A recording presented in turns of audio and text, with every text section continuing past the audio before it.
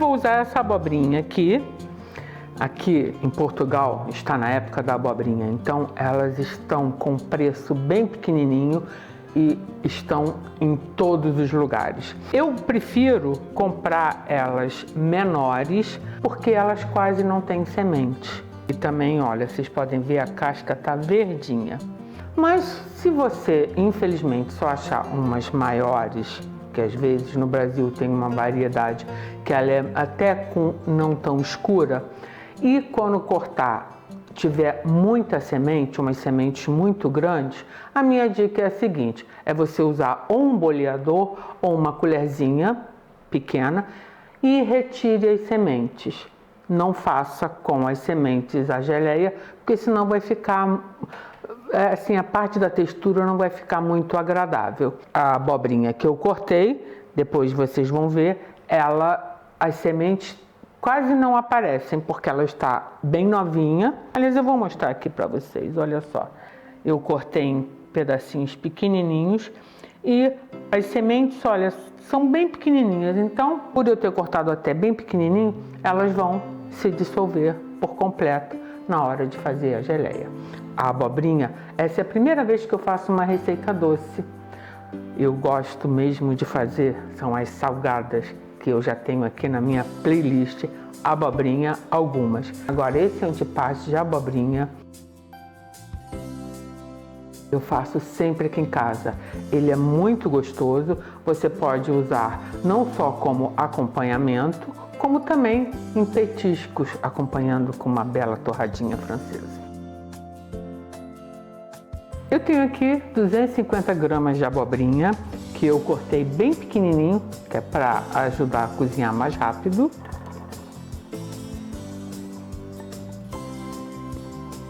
E eu vou utilizar 125 gramas de açúcar, que é exatamente a metade das 250 gramas, porque eu não gosto de preparações muito doces.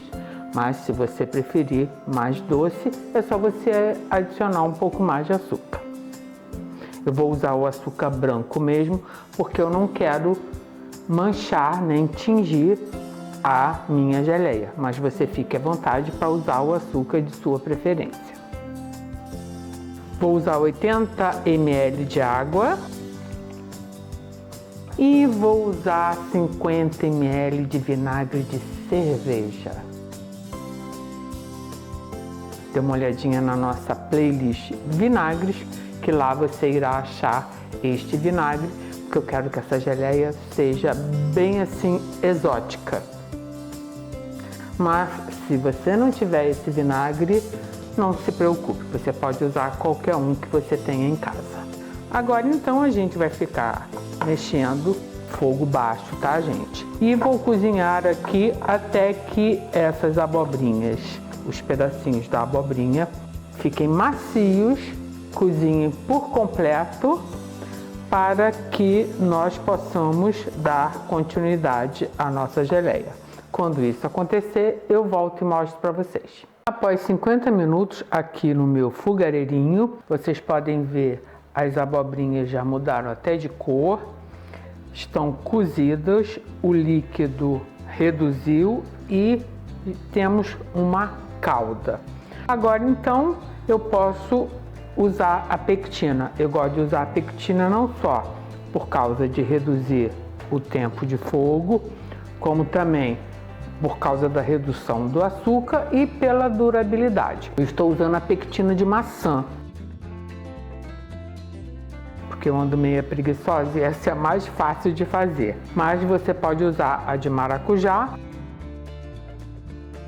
ou a de laranja. Eu tenho aqui 60 ml de pectina de maçã. Agora eu vou continuar aqui no fogo até que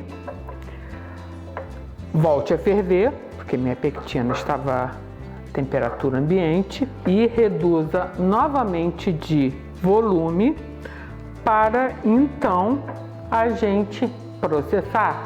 Lembra que lá no comecinho eu recomendei um mixer? É porque essa geleia ela fica mais gostosa batida. Mas se você não quiser usar um mixer, você pode usar o liquidificador ou mesmo um multiprocessador. Mas quando ela estiver no ponto, eu volto, mostro para vocês e depois de processar é que a gente vai adicionar as nozes. As nozes são colocadas praticamente no final para dar até aquela diferença na textura, uma crocância. Então, quando a minha geleia voltar a ferver, reduzir de volume e me der os indícios que estará no ponto, eu volto e mostro para vocês.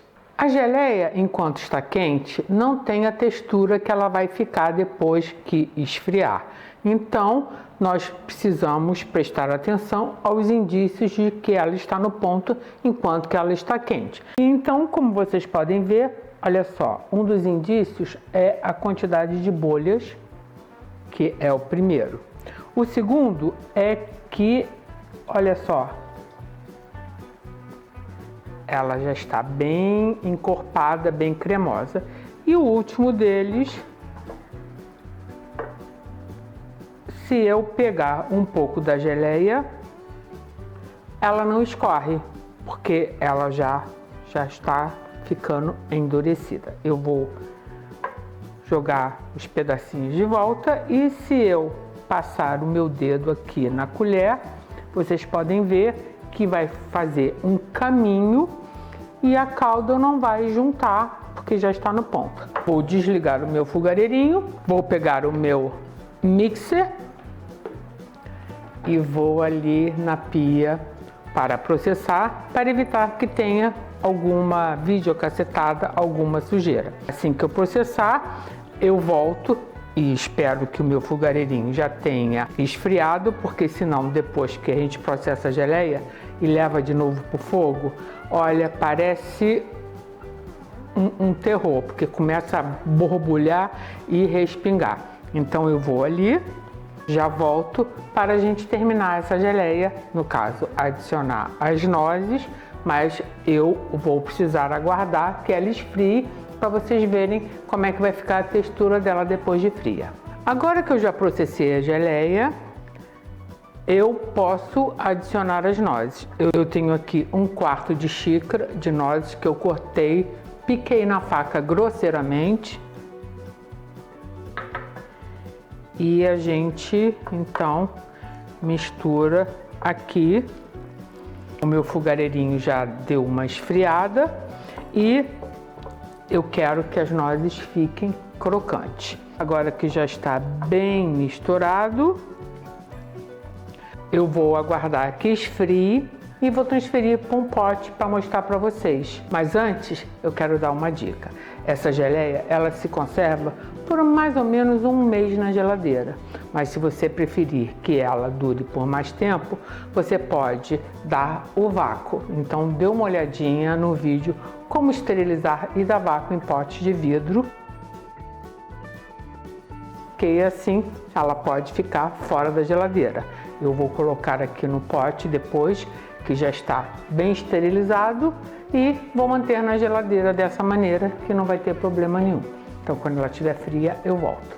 Agora que a geleia já esfriou, eu vou mostrar para vocês a textura que ela ficou.